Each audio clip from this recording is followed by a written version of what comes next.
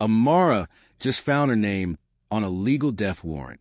She was supposed to be cleaning his penthouse office, not reading the private contracts on his desk. But when the CEO's $1 million merger document hit the floor, one word stopped her heart. Her own name. Not as an employee, not as a witness, as the owner. For 3 years, she scrubbed his floors while he barked orders at her like she was invisible. He calls her a nobody. He treats her like she's part of the furniture. But according to the ink on this paper, she doesn't just work for the company. She owns it. The contract was signed 10 years ago, long before she ever picked up a mop. Here's the terrifying part. The CEO is walking down the hallway right now.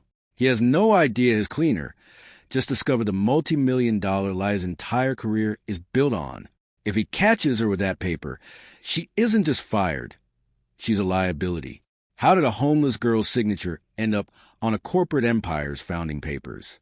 And what happens when a man who thinks he's a king realizes his maid holds the crown?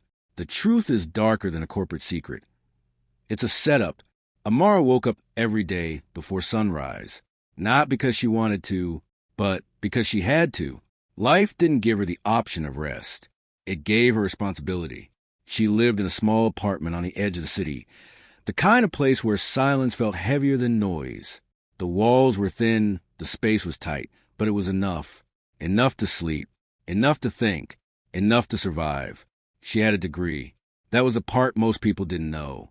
Years ago, she had dreams, real ones, a future in corporate work, maybe management, maybe something bigger. She studied hard. She believed effort would open doors. But life doesn't always follow effort. Sometimes it redirects it. And for Amara, it redirected her into cleaning floors. At first, she told herself it was temporary. Just for now, she would say, just until something better comes. But days turned into months. Months turned into years. And just for now quietly became her reality. Still, she didn't complain. Not out loud. She worked in one of the biggest corporate buildings in the city. Glass walls, polished floors, expensive suits walking past her every morning without noticing she existed. Except one person. Daniel, the CEO. Everyone knew him, not because he was kind, but because he was precise, sharp, unforgiving.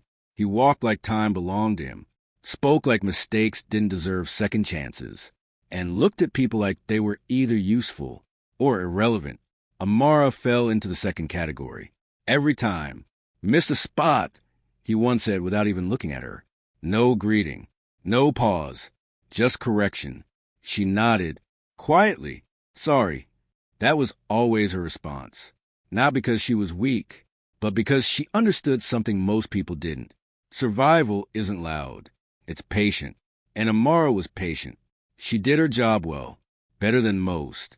Not because anyone praised her, but because she respected herself enough to do it right, even when no one noticed. Especially then, there was something else about her, too. A habit, a small one, but important. Whenever someone spoke to her, even briefly, she listened fully. Not halfway, not distracted.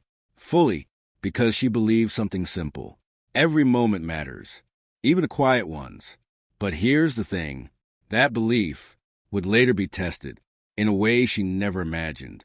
One evening, long after most employees had left, Amara stayed behind to finish cleaning the executive floor. It was always quieter then, easier to focus. No rushing footsteps, no sharp voices, just silence and the sound of her work. That's when she found it. A file, left on the desk. Daniel's office. She paused, because that wasn't normal. He didn't leave things behind. Ever. Everything about him was controlled, organized, intentional. So this was different. She hesitated, not out of curiosity, but out of respect. It wasn't hers, and she knew that, but still, something about it felt off. The folder wasn't closed properly. One page slightly visible. Her eyes moved to it, just briefly, just enough to notice. A signature. Familiar, but she didn't stop. Didn't step closer, didn't open it, because that wasn't who she was.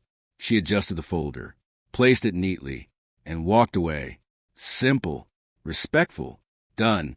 Or at least, that's what she thought. Because the next morning, everything would change. Not slowly, not gradually, suddenly. And the one thing she ignored would come back. Stronger, clearer, unavoidable. Because sometimes, the moment you walk away from something is the moment it begins. And Amara had no idea that her name was already written into a story she didn't even know she was part of, but everything was about to change. Amara noticed it the next morning. The change was subtle at first, almost invisible, but something felt different. The air in the building carried a quiet tension, like something had shifted overnight. People moved faster, voices dropped, and conversation stopped the moment someone walked past. It wasn't normal, but she ignored it, because ignoring things had become part of survival.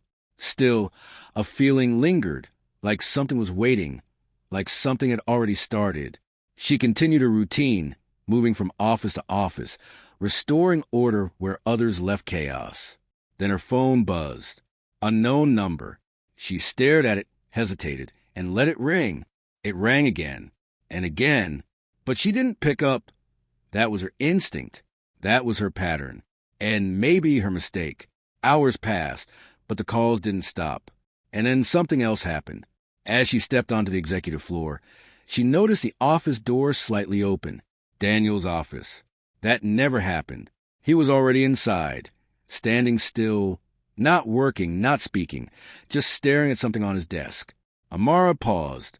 Something about him felt different, tighter, more focused, less controlled than usual. She stepped in quietly. "You left this yesterday," she said, placing the folder neatly on his desk. He didn't respond immediately. That was normal. But then he looked up directly at her, not past her, not through her, at her, and that alone felt wrong. "You touched this?" he asked, his tone sharp but controlled. Amara shook her head quickly. "No, I only adjusted it. It was open." Silence followed. His eyes didn't leave her face. "Did you read anything?" he asked. "No," she replied, steady but cautious.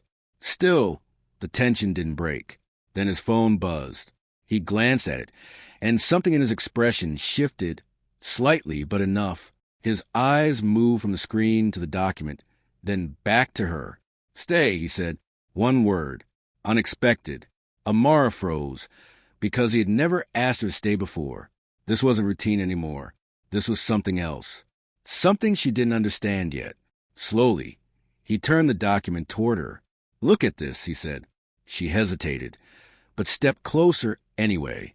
Her eyes moved across the page, numbers, legal terms, lines of text, and then stopped. Locked, frozen, because there it was. Her name, clear, undeniable. Amara N. Her breath caught slightly, because this time she didn't walk away. This time she saw it fully, and it didn't make sense. But she didn't understand. That was the problem. Daniel watched her closely. "Do you recognize this?" he asked. She shook her head slowly. "No, I don't." Her voice was calm, but her thoughts weren't. Something felt familiar, like a memory trying to return. "This contract was signed 3 years ago," he said. 3 years. Her eyes flickered. Because 3 years ago, her life was different. Before everything changed. Before she lost everything. "Where were you 3 years ago?" he asked. She hesitated, just briefly. "I was working," she said. "Administrative job." Silence followed. "Doing what exactly?" he asked. "Processing documents, contracts sometimes," she replied. And that's when something shifted. Because now, the situation wasn't just strange. It was connected. But wait, it gets worse. Daniel flipped the page. Another section. Another detail. His expression hardened. "You signed this as a beneficiary," he said. The word echoed. Beneficiary. That meant something. Something serious. Amara stepped back slightly. "That's not possible," she said. "I've never seen this before." But truth didn't erase reality. Daniel's gaze sharpened. "Then how is your name on a contract tied to my company?" he asked. And that question had no answer. Not yet. But something inside Amara was beginning to shift. Because now, this wasn't just confusion. It was a problem. And whatever was coming next would be worse than she imagined. That was the moment everything started falling apart. The room felt smaller now, not physically, but emotionally, like the walls had moved closer, tightening around the truth neither of them fully understood. Amara stared at the document again, her name still there, unchanged, undeniable. "There has to be a mistake," she said quietly. But even as she said it, she didn't fully believe it, because something deep inside her was beginning to connect. Something she had ignored. Something she had forgotten. Daniel didn't respond immediately. He was watching her, not just her words, but her reactions, measuring them, testing them, because now, this wasn't about a contract anymore. This was about trust. "You said you worked with contract before," he said. "Yes," she replied carefully. "Basic processing, nothing major." He nodded slightly. "Then you understand signatures." Her breath slowed, because now he was getting closer. Too close. "Yes," she said. He tapped the paper once. "This one is yours." Silence. Heavy. Uncomfortable. And then silence. Amara looked at the signature again. The curve. The shape. The style. Familiar. Too familiar. Her chest tightened. Because now she recognized it. Not clearly. Not completely. But enough to feel something shift inside her. "I've signed something like this before," she said slowly. Daniel's eyes narrowed slightly. "When?" She shook her head. "I don't know. I can't remember exactly." And that was the problem, because missing memory meant hidden truth. "Think," he said. Not harsh, but firm. Amara closed her eyes briefly, searching. Not for answers, but for moments. Small ones. Forgotten ones. And then something surfaced. A memory. Faint. Distant. 3 years ago. A late evening. A stack of documents. A supervisor rushing her. "Just sign here," he had said. "It's standard." She hadn't read it fully. She trusted the process. She trusted the system. And that was a mistake. Her eyes opened slowly. "There was a day," she began. Daniel didn't interrupt. "We were processing multiple files. I signed some documents quickly. I didn't review everything." Silence, because now the truth was forming. Not complete, but visible. "And you didn't question it?" he asked. Amara shook her head. "No, it was routine." Daniel exhaled slowly, because routine mistakes often cost the most. "This isn't a routine document," he said. "This is a binding contract tied to ownership structure." Ownership. The word landed differently, because now, this wasn't just her name appearing randomly. This meant involvement. Legal involvement. Real involvement. "But I don't own anything," she said quickly. "I'm just..." She stopped, because the rest of that sentence no longer felt true. Daniel stepped closer, not aggressively, but intentionally. "That's what you think," he said. Her heart rate increased slightly, because now, this wasn't just confusion. It was turning into something else. Something dangerous. "What does this mean?" she asked. Daniel didn't answer immediately, because he was still analyzing, still calculating. "It means your name is tied to something valuable," he said finally. Valuable. That word changed everything. Because now, the situation had shifted again. This wasn't just about a mistake. This was about purpose, intent, and possibly manipulation. She saw something she couldn't explain, because as Amara looked at the document again, she noticed another detail. A date, and beneath it, a company name she recognized, not from memory, but from headlines. A company involved in a major acquisition years ago. A deal worth millions. Her breath caught again, because now, the connection was deeper than she thought. "Why would my name be on something like this?" she whispered. Daniel's expression didn't soften. "That's what I intend to find out," he said. And that made it worse, because now, it wasn't just about understanding. It was about uncovering something hidden, something intentional, something planned. And whatever it was, it hadn't fully revealed itself yet. But one thing was clear. This wasn't an accident. And whatever truth was coming next would change everything. But that wasn't even the worst part. The tension didn't ease. It tightened. Daniel didn't move for a moment. just stood there, eyes locked on the document as if it might explain itself if he stared long enough. But it didn't, because whatever this was, it had already gone too far. "This isn't random," he said finally, his voice low, controlled. Not loud, not angry, but precise. Amara felt it immediately, because when someone like him spoke like that, it meant something serious was unfolding. "Then what is it?" she asked quietly. Daniel didn't answer right away. Instead, he picked up his phone and made a call. Short, direct, no explanation. "I need the file history on a contract from 3 years ago. Full audit trail," he said, then ended the call without waiting for a response. That alone told Amara something was wrong, because people didn't question him. They responded. Immediately, silence returned, but it wasn't calm, it was loaded. "You said you signed documents quickly," he added. "Yes." "Did anyone supervise you directly?" She hesitated. "There was a manager, but we handled most of it alone." Daniel nodded slightly. "Names."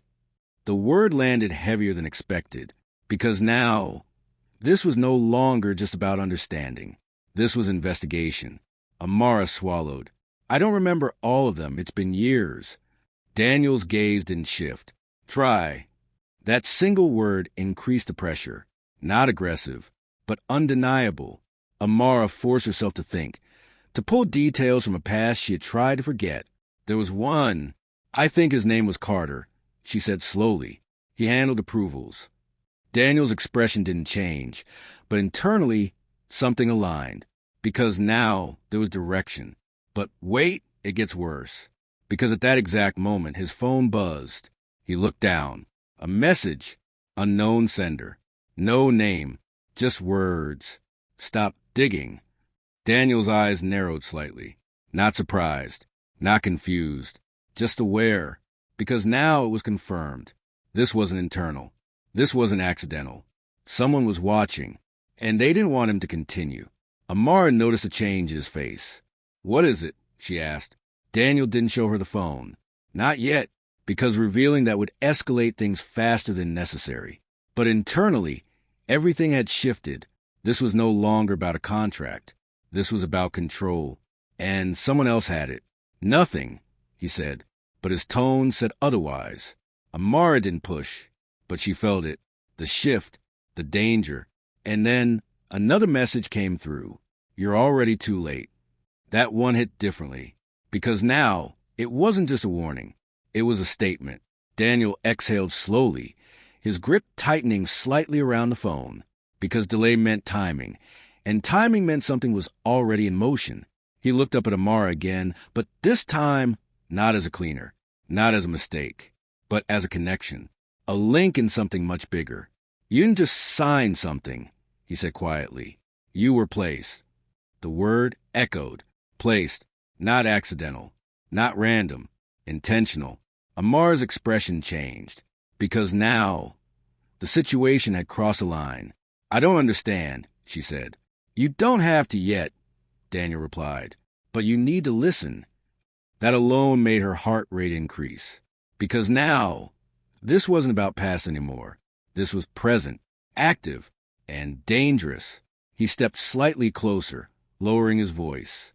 "If someone used your name, it means they needed access, and that access leads to me." Silence, because that truth connected everything. Her past, his company, the contract. It wasn't coincidence. It was design. "So this is about you?" she asked. Daniel's eyes hardened slightly. It always was. That answer carried weight, because now the situation had escalated beyond confusion. This was targeted, strategic, and whoever was behind it had been patient, very patient. Another vibration, another message. Daniel didn't look this time. He already knew. The pressure wasn't stopping. It was building. Here's where everything changed, because now he had to make a decision, not about the contract, but about what came next. Continue digging and risk escalation, or stop and stay blind. And Daniel, he didn't stay blind. "We're not done here," he said, not to her, to the situation, to whoever was watching. And that changed everything, because now the game wasn't hidden anymore. It was active. And whatever came next, no one was prepared for. The call came faster than expected. Not hours later. Not even minutes. Almost immediately. Daniel's phone rang again. Unknown number. This time he answered. No hesitation. No delay. You're persistent, a voice said from the other end. Calm, controlled, unfamiliar. Daniel didn't respond immediately, because tone reveals more than words. Who is this, he asked. Direct. The voice chuckled slightly. Not loud, not mocking, just aware. You already know enough, it replied. Silence followed, but it wasn't empty. It was strategic. You've been watching, Daniel said. Not a question, a statement. For a long time, the voice confirmed. Amara felt it immediately, because now, this wasn't theory anymore. This was real, active, dangerous. Why use her? Daniel asked. His eyes didn't leave Amara's face. Because now, this was the answer that mattered. The voice paused, then answered, because she was invisible. That word hit harder than expected. Invisible, because it was true. Amara had lived like that for years. Working, existing, but unseen. And someone had used that. People like her don't get questioned, the voice continued. They move through spaces unnoticed, and that's useful. Amara's chest tightened, because now, her reality had been turned into a weapon. You manipulated her, Daniel said. The voice didn't deny it. We positioned her.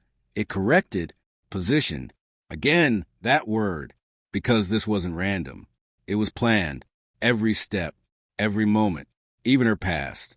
And the contract? Daniel asked. A doorway, the voice replied. Access without suspicion. Silence followed, because now the full truth was visible, not partial, not hidden, complete. Amara stepped back slightly, her breathing uneven, because now everything she had ignored, everything she didn't question, had led here. I didn't know, she said quietly. Not to him, not to the voice, but to herself. And that's when something shifted, not in the situation, but in her, because now she wasn't just confused. She was hurt, deeply, not because of the contract, not because of the manipulation, but because of the realization. Her life had been used. Daniel noticed it, the change, the weight, and for the first time, his expression softened slightly. Not fully, but enough, because now, this wasn't just business. This was personal. What do you want? He asked. The voice didn't hesitate this time. Control, it said simply. Of course. That was always the answer. And if I refuse? Daniel asked. A pause. Then you won't. Confidence. Dangerous confidence. Because they believe something. Something strong enough to remove doubt. You built everything carefully, the voice continued. You don't risk it. Silence. Because now, the pressure is direct. Not hidden. Not subtle. Clear. And heavy. Amara looked at Daniel. Because now, she understood something. This wasn't about her anymore. Not fully. This was about him. His power. His control. His world. And she had been the entry point. The mistake. The connection. That contract she signed was the key. And now, everything was open. You used her to get to me, Daniel said. We use opportunity, the voice replied. That difference mattered, because it meant they didn't see it as wrong. Just strategic. What happens now? Daniel asked. The voice paused again. Then now you decide. Silence. Heavy, sharp, final. And in that moment, everything changed forever. The line went dead. No warning. No goodbye. Just silence. Daniel lowered the phone slowly, his expression unchanged on the surface. But something inside him had shifted. Not fear. Not panic. Something deeper. Something quieter. Amara stood still, her mind trying to catch up with everything that had just happened. The room felt heavier now, like the truth had weight. Real weight. So that's it, she asked softly. Daniel didn't answer immediately, because nothing about this felt finished. No, he said finally. That was just the beginning. Amara's chest tightened slightly, because that wasn't the answer she hoped for, but it was the truth, and truth didn't comfort. It revealed. Daniel walked back to his desk, picked up the contract again, and looked at her name one more time. Amara, not as a mistake, not as an accident, but as a decision someone else had made. Years ago, without her knowing. You said you didn't read what you signed, he said. Amara nodded slowly. I trusted the process, she replied. Daniel looked at her again, and this time his gaze was different, not dismissive, not harsh, observing, understanding, because now he saw something he had ignored for years. Not weakness, not insignificance, but resilience. That wasn't your mistake, he said quietly. Amara frowned slightly. Then what was, she asked. Daniel paused, then answered, thinking no one would take advantage of it. Silence, because that truth landed differently. It wasn't blame. It was clarity. Amara exhaled slowly, her shoulders dropping just slightly, because now she understood something too. This wasn't about being a cleaner. This wasn't about status. This was about value, hidden value, and someone had seen it before she did. What happens now? She asked. Daniel didn't respond immediately. He was thinking ahead, not about the contract, not about the voice, but about consequences, because choices always came with them. And then he made one. You're not cleaning floors anymore, he said. Amara blinked, slightly confused. What? She asked. You heard me, he replied calmly. You're done with that. She shook her head almost instantly. No, I can't just... You can, he cut in, not harsh, but firm. Amara stared at him, because this felt wrong, not in a bad way, but in a way she wasn't used to. I didn't earn anything, she said. Daniel held her gaze. That's where you're wrong, he replied. Silence, because now this wasn't about generosity. This was about correction. You've been earning more than you realized, he continued. You just weren't in a position to claim it. That sentence changed something. Small, but real, because now this wasn't help. It was recognition. Amara looked down briefly, processing it, because for years, no one had said anything like that to her. Not once. I don't want pity, she said quietly. Daniel nodded slightly. Good, he replied, because that's not what this is. And that mattered, because now the dynamic had shifted completely. Not employer and cleaner, not power and silence, but something else, something equal, or at least closer to it. Daniel picked up another document from his desk, different from the first. Clean, new. He placed it in front of her. This one, he said, you'll read. Amara looked at it, hesitated, then stepped closer, because this time she wouldn't ignore it. This time she would understand. And slowly she began to read, line by line, carefully, fully, and as she read, her expression changed. Not shock, not fear, but realization, because this wasn't a contract trapping her. This was an opportunity, releasing her. This is a position? She asked. Daniel nodded once. A real one, he said. Silence followed. Not heavy this time, not uncomfortable, but meaningful, because now everything had changed, not because of luck, not because of chance, but because truth had surfaced. And once truth appears, nothing stays the same. Amara looked up at him again, and this time there was something different in her eyes. Not hesitation, not doubt, but strength. I'll read everything, she said. Daniel gave a slight nod. That's all I expect. And that moment, simple as it seemed, marked a shift, from invisible to seen, from overlooked to acknowledged, from used to aware, because sometimes transformation doesn't come with noise. It comes with clarity. And Amara had finally found hers. But the lesson stayed. Sometimes it's not the position you're given that defines you. It's the value you carry that others fail to see. Amara cleaned his floors for years, not because she belonged there, but because no one had looked closely enough. And when the truth finally surfaced, it didn't just change her life. It revealed it. Because the real power in this story wasn't the contract or the company or even Daniel. It was awareness.